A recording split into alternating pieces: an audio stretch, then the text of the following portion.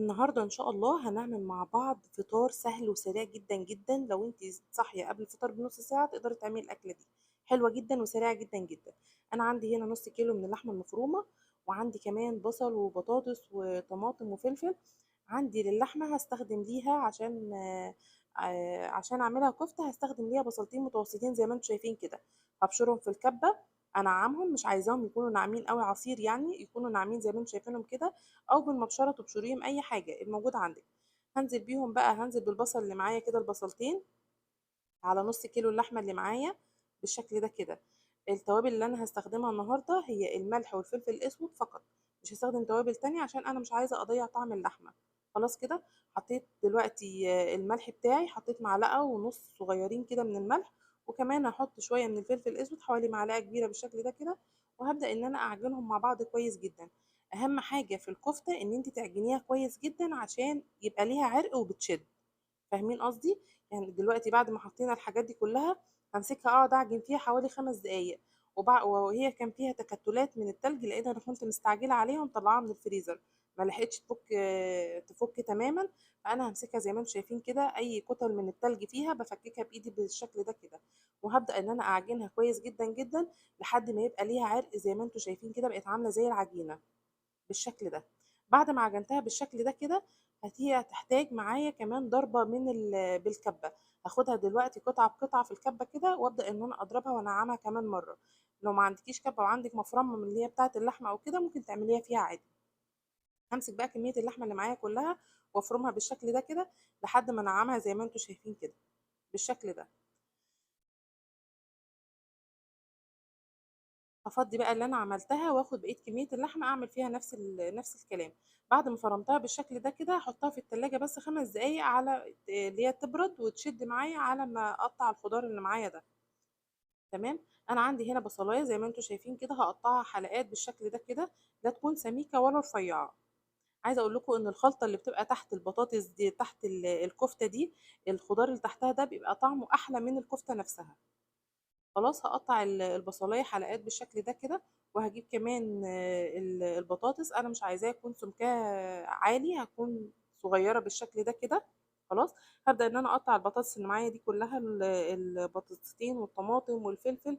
هقطع كل الخضار اللي معايا حلقات بالشكل ده. خلاص. بعد ما هقطعهم بالشكل ده كده، هنبدا ان احنا نعمل بيها الصينيه اللي هنحطها في الفرن. في الوقت ده بكون انا مشغله الفرن يسخن عشان الكفتة ما تاخدش معايا وقت في التسوية لو انا مستعجلة عليها. تمام كده.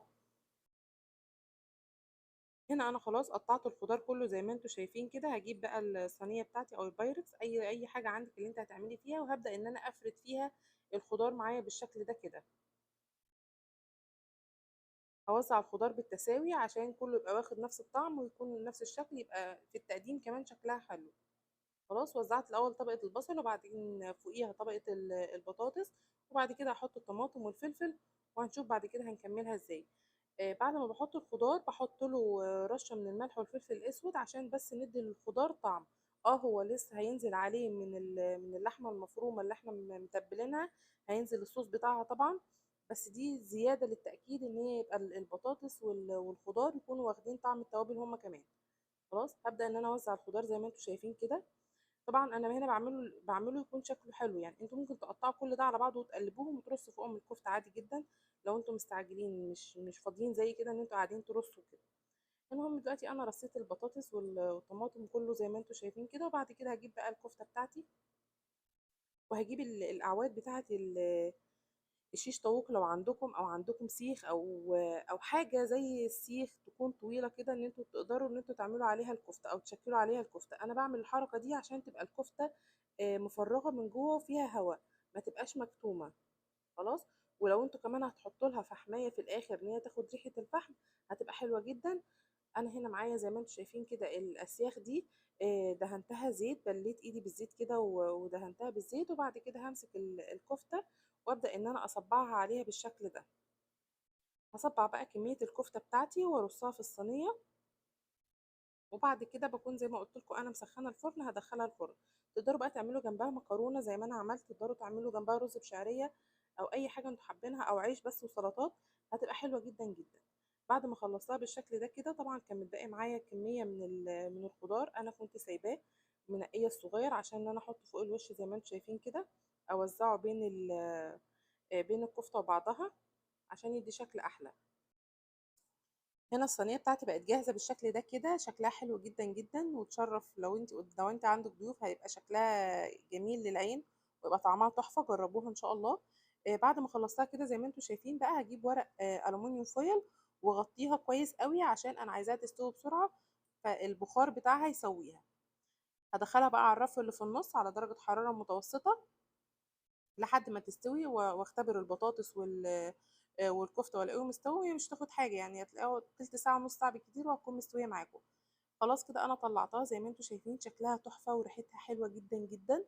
عملت جنبها مكرونه وسلطات وشيبسي حلوه قوي قوي. جربوها، ممكن تعملوها زي ما قلت لكم جنب رز بشعريه وسلطات، او جنب سلطات وعيش وشيبسي زي ما انا عامله كده.